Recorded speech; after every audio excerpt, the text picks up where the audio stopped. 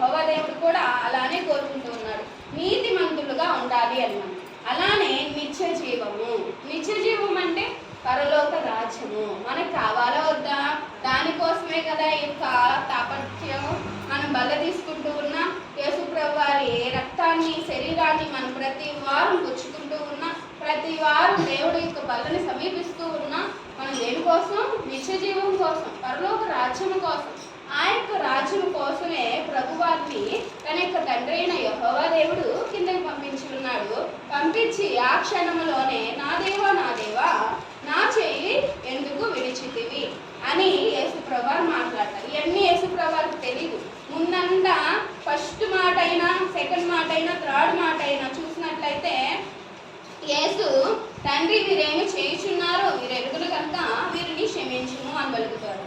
రెండో మాట, నేడు నీవు నాతో కూడా పరదేశంలో ఉండదు.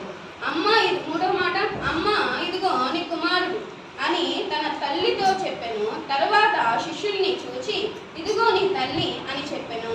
ఇలా 3 చెప్తాడు. తన యొక్క శిష్యులకు అప్పచెప్తాడు. తన యొక్క బిడ్డలు తప్పు చేస్తున్నారని చీట్లు వేసుకొని, ఇందాక పిల్లలు చెప్తున్నారు, చీట్లు వేసుకొని ఆయన వస్త్రాలను కూడా చీట్లతో కొలుస్తూ ఉంటారు. మొదటి మాటకు మనం చూసినట్లయితే.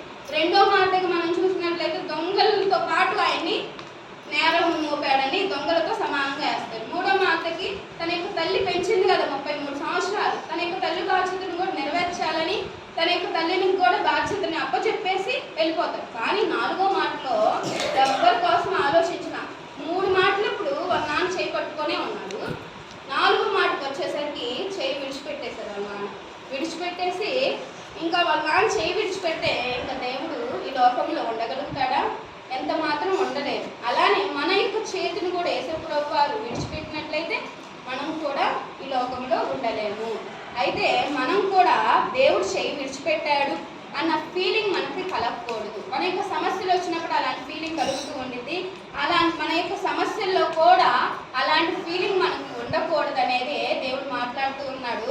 కాబట్టి మన చేయి విడిచిపెట్టాడు అన్న ఉద్దేశం మనలో ఉన్నట్లయితే దాన్ని మనం దూరం పెట్టుకోవాలి. ఆ చేయి విడిచిపెట్టడం వల్ల యేసుప్రభు వారు 3వ రోజు లేచాడా లేదా? లేచాడు. ఈరోజు మనం ఆయన ఆరాధిస్తూ ఉన్నామంటే ఆయన చేయి విడిచిపెట్టడం వల్లే కదా.